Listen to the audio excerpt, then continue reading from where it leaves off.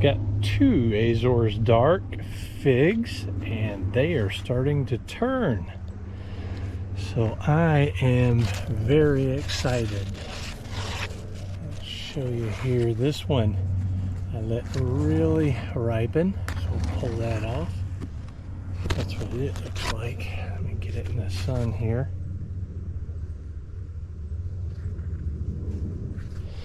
Look at this next one here.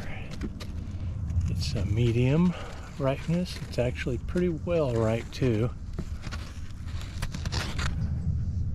A very tight eye. I mean tight.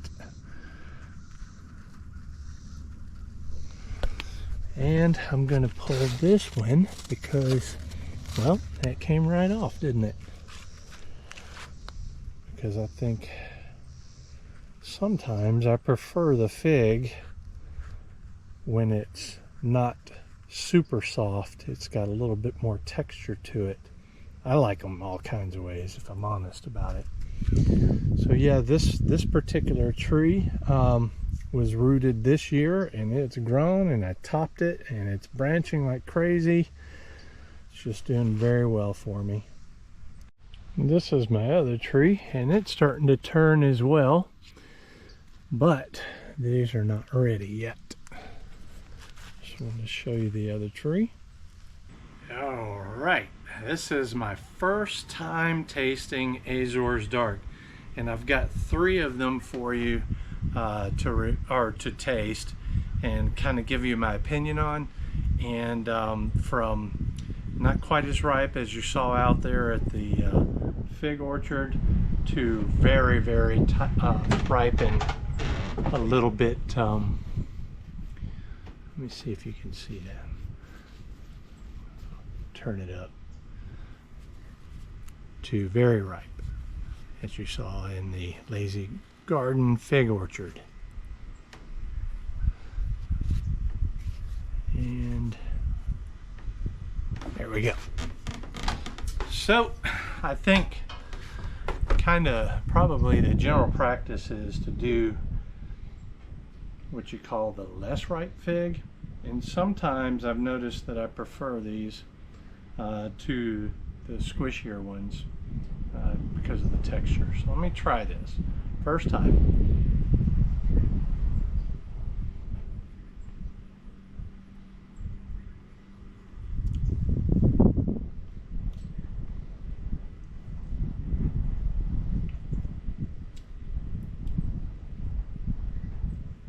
That one was awesome. It did not have a lick of seed crunch at all.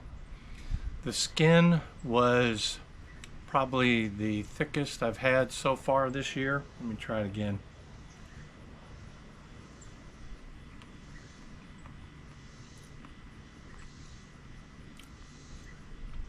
But not bad at all.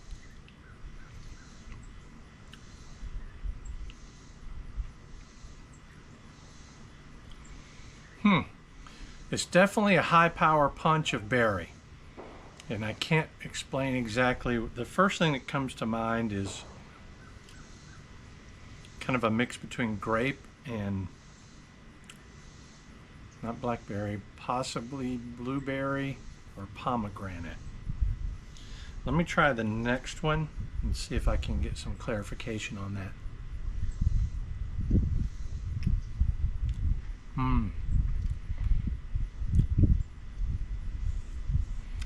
That's why they say to let it ripen on the tree longer. Man, that was intense compared to the last one. I'm still tasting like a, golly, I wish I could nail it down.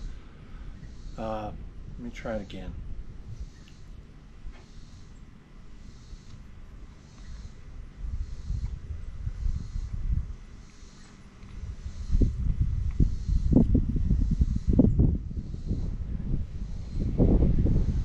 Man, I can't nail it down. I wish I could. It's just like a general blend. The first one I had some grape notes to it. That one didn't have any, like before I could tell like the blueberry taste. Okay, so I'm gonna taste these two little most ripe ones, and then I'll give you kind of a thought of what I think of it. Oh, 3-second rule.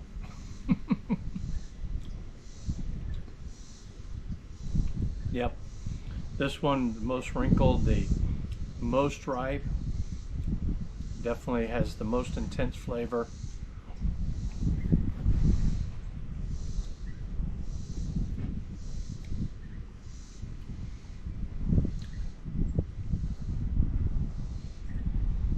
I'm gonna say kind of a plum-like, plum pomegranate-like. Very good. I remember last year when I did Chicago Hardy, the Chicago Hardy just knocked my socks off. And this one, the Azores Dark, is a lot of people say it's you know, elevated above your standard Chicago Hardy. And I don't know that I agree to that. I haven't had a Chicago Hardy this year, but hopefully I'll have one pretty soon. I did have a couple on one tree that was ripening, but the ants were just totally eviscerated them. So I'm hoping to get a couple more off of that tree. So yeah, it's I would say if I had to rate it, I would give it probably a 7 out of 10, probably. It doesn't have the oh my god factor to it, you know, that's so awesome, but it is definitely way up there with impact. A lot of high intensity flavor. It's just not sharp flavor, if that makes sense. And I think I like the sharper flavors. Maybe it's the acidic notes that I'm thinking about, and this one doesn't have it, but it's smooth, no seed crunch.